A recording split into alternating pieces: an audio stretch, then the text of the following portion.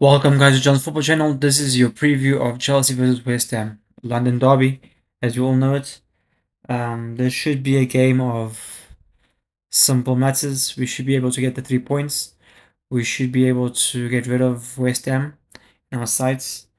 But because it's a London Derby, it's never that easy. It's never that simple. We can only hope for it to be that way. One occasion out of a many that we get that simple. Especially now they're not very best of form, playing in the Premier League. Their current form in the Premier League right now, 2 wins, 2 losses, and 1 draw. Not the best for them. We cannot be Charity FC and not give them the points. We have to keep that in mind. I think we'd like it to be a very easy day at the office, but we know that they're gonna put up a fight. We also having a look that they actually managed to acquire some good players recently. The 3rd of January they got Pablo from, I believe it's from I think it's from Portugal, and then they also managed to get Valentina, Calalentos from Italy, and they managed to get Adama Troy from Fulham. They're not the like gems out of box, but they definitely have experience among them. I mean, Valentina is 27 years old. Pablo is 22. He is a youngster for the future. But and we all know Adama, who is 30 years old now, right now. I think Adama could use a fresh start. Hopefully it's not against us. Hopefully it's after us. We cannot afford him doing a madness against us. So we need to keep our eyes on him, and we need to play the game to our strengths, and ensure that we also block their strengths as well. So yeah, going into this game, let's have a look at the team sheet. When going into this game, looking at the team sheet, we're gonna see 2 teams. So what's okay? Let's start with the West Ham. With West Ham, Ariella in goal, Wan-Bissaka as the right back, Varampos and Thiago as the centre backs, Scarlett as the left back, Bowen as the right wing. You can say as a mid, Soucek, Fernandez, Somerville on the left, Pablo, and Valentina as the new players playing up front for them. I think Pablo probably would play as like a center forward, and Valentina would probably also here and there push up. I think I can see him more as a cam, um, and actually sit along him when they're actually attacking, and then maybe he'll come into the midfield when they're defending. Okay, saying this, let's have a look at our team. We've got Sanchez in goal. I think we should have that. Reece James. I'm not sure if Reece James picked up any injuries not that I can remember against Napoli. He should be fine to play if we should call upon him. But I think this game is gonna need pace, and I think unfortunately Reece James doesn't really have that in his locker anymore. He does have experience. He does know how to win the ball, but I think if the game is gonna go as a counter-active team with against West Ham, I think we need to be careful. So Sanchez in goal, Gusto as our right back, Trevor. I think I would actually want to see Fofana and Trevor as our centre backs. We know they've been doing well lately. And I don't remember. Let's quickly have a look. I don't remember Fofana playing. Fofana never played against it's Napoli. Let me see if I'm correct. Okay, he did. Um, So it would be a question of whether are we trying to protect him one game in, 1 game out. It is a question leading up to this game. Let me know down below. Do you guys would agree with that? Would you guys actually play Fofana, or do you think he can keep going? I mean, it is true that he's been playing quite a few games. He should be able to get 1 or 2 games in a row right now. I think his body needs to be able to develop and actually grow that.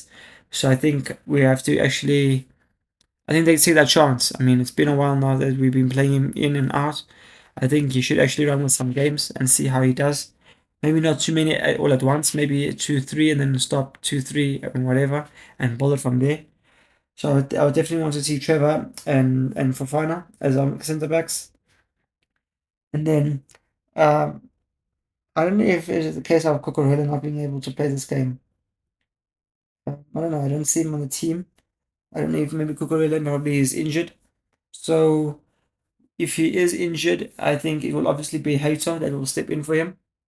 Um, and then in the midfield, I think we would also see the same team that played against Napoli, which is Santos and Caicedo, and in front of them will be Enzo. Garnacho, I think we should go with Garnacho. I think someone who has some firepower with him. And on the left, on the right, I don't think we should go with Neto. I think we should go with Estevar. I think Neto is quite tired at the moment. I think we definitely need to give him a break. Let him get it back up to speed with how the game is going.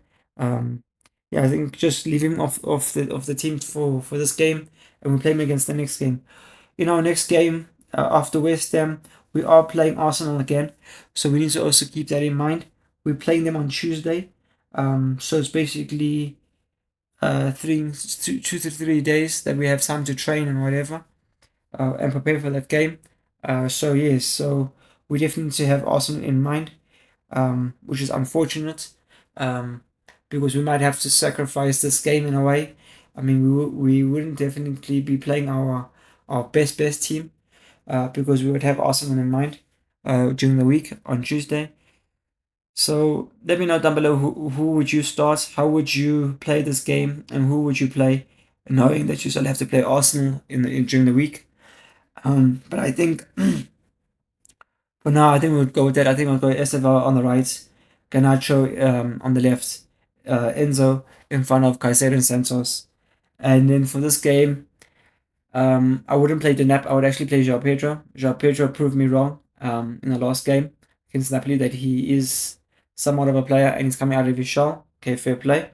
Now I need him to keep proving me wrong each day that he's able to train and each day he's able to come on the team sheet. There needs to be players or that on the fantasy they actually end up picking him. People need to actually say, okay, no, I trust Garnacho to get a goal here. So we definitely need to keep playing him, and we definitely hope that by we keep playing him, he lands a contribution day in and day out. So luckily, worst case now we have the lap. If that is not the case, but I think let's stick with Joao Pedro and see what he can do. Now going into this game, um, Chelsea have scored 11 goals in the last 5 matches. Chelsea have won the previous 4 matches against West Ham. The lab has the most shots on target for Chelsea, which is 1.2. And then West Ham have scored 8 goals in the last 5 matches, so 3 less than us. West Ham has conceded the most penalties this season. Hopefully, we get a penalty in this game. I mean, who wouldn't mind seeing a penalty go in? And then West Ham haven't keeping a clean sheet in 21 matches, so that's a good thing for us. Hopefully, they don't, in saying that, they don't jinx us, and then they can end up getting their first clean sheet. But there's nothing we can do. We can only play what's in front of us, and we have to win. I mean, looking at the table right now, Arsenal on 50, Man City on 46, Aston Villa 46, Man United 38, Chelsea on 37. We win, we go to 40. I don't know. I'm not jinxing anything. Touch wood. I just see it as for some reason I don't know why we have this thing, but if you guys have noticed in the last couple of times where we needed to get to the next tenth of another, which is 20, 30, 40, 60, we tend to drop off and we tend to get some draws here and there until we actually get to 40 or 30, and then we end up winning again, which is quite crazy. So for this game, just saying that, I mean, we're on 37 points. I don't see us winning for some reason. I don't see us actually getting 3 points. We might get one, we might get zero, but I don't see us getting three. I hope that's not the case. I hope we break the spell of not getting our points right, and we tend to battle. We definitely in good form. We have 4 games, four wins out of the last 5. We need to make it 5 out of 5 before we play Arsenal, and we definitely need to prepare in this game, how we can shape up, and we need to practice what we tend to implement against Arsenal in this game as well. I think that should be quite forward and quite easy to do. I mean, Whatever we're doing to West Ham, we should be able to do it to Arsenal. So yes, we definitely need this win. Liverpool's right behind us with 36 points. If they win, they go to 39.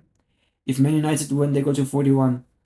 There's not many other teams that can catch us. Only Fulham. If Fulham catch us, they'll be on par with the same points with us, but they won't beat us on goal difference unless they score 14 goals in the next game, which probably is not going to be the case. So we only have two teams that can top us, and we shouldn't be looking at that. We need to look who we can top, who are we better at, rather than us worrying about who's better than us. So we need to change our our focus and our mindset going into the rest of the season. How we want to be, who we want to be, and how dangerous we are. That's the question we need to ask ourselves. Let me give you my score prediction. For my score prediction, I'm gonna give you two. I see us. I don't think it can be a 1-0 game. I think we can score a couple. It can. I'm gonna go with a 3-1. If we're gonna win, I think we can go with a 3-1. If we lose, I think we're gonna go with a 1-0. I think we somehow we're not conceding somewhere. I hope it's not in the first half. But probably it's in the second, and they just defend for 90 minutes, which would be a shit thing. But there's nothing else we can do. If that happens, we can only look forward. I truly hope that's not the case, and hopefully we actually punish West Ham and move to Arsenal and give them something to think about. So guys, let me know down below what you guys think. Please leave a like, please subscribe, and peace.